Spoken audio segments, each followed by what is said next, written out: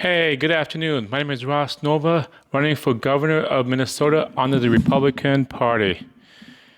That being said, welcome to the War Room Kitchen where we talk real issues that matter to you. That being said, I would like to cover another bill proposal called the Unity Act. It's something I've kind of discovered while I was driving trucks, talking to warehouse workers and other people throughout my day. And I'll explain the story here shortly, but let's go over this bill here quickly. The purpose of this legislative that I want to pass is government assistance exists to ensure Minnesota have access to basic necessities and opportunities, which is good. Such as food, housing, healthcare, utilities, childcare, education are essential to human dignity and stability. The state of Minnesota shall treat all citizens equal under this law. Public funds shall not be used to divide citizens by race, ethnicity, or skin tone. Covered assistance and education programs. This act applies to all programs receiving state funds, including food assistance and nutrition programs, housing assistance, shelters, and homelessness prevention, Medicare, prescriptions, mental health, disability services, utility, heat, water, energy assistance, childcare and family support programs, emergency and hardship, the state grants to public schools, school districts, education support, tutoring, academics, enrichment, intervention programs, scholarships, workforce development, and job training. And another one, which I kind of covered, is medical care, is just healthcare in general. The state of Minnesota shall not fund, support, or administer any program that serves or limits participants to individuals of specific race, ethnicity, or skin tone, prioritize, ranks, excludes applicants based on race or ethnicity classification. Any program operating in violation of this section shall be ineligible for the state funding. Race-neutral eligibility standards. Eligibility and prioritization shall be based solely on financial or academic need, medical necessity or disability, housing instability or risk of homelessness, academic needs using race-neutral standards, family status or emergency hardship, other objectives and neutral indicators of need like healthcare. Equity treatment guaranteed. All Minnesota residents apply for any assistance or education-related program shall be evaluated under the same standard.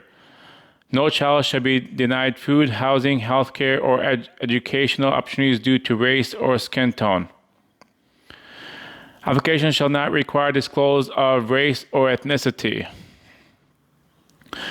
Optional demographic data may be collected only after eligibility determined and may not affect outcomes. Such data shall be used to allocate funding as prioritized services. Enforcement and funding penalties. Any entity found in violation of this shall be subject to immediate compliance review. Failure to correct violations within 30 days shall result in partial or full suspension of state funding. Repeated results in loss of eligibility. Whistleblowers reporting violations in good faith shall be protected from this retaliation. Oversight transparency. Annual audits shall be conducted on all covered programs, including educational grants. Audit results shall be made publicly available, and that also includes healthcare. And you keep hearing me say healthcare because I kind of forgot to say healthcare in there.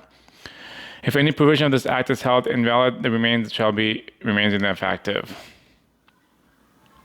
So this is what I strongly believe, this Unity Act, because there are a lot of programs that prioritize certain race over other race.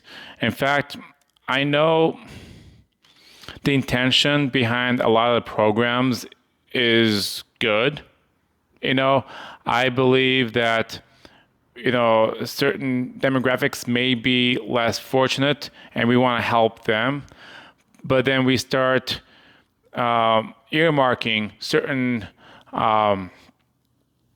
funds for certain groups only.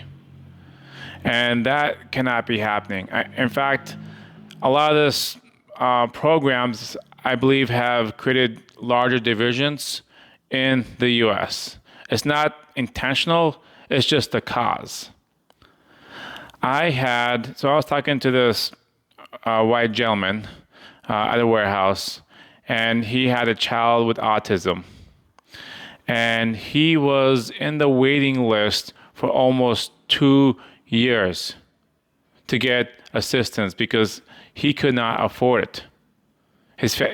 And he had to pull debt. He had to go through all his credit cards, max out everything, until finally the child got the help that it needed. And it made me really sad because I could tell he was very overwhelmed.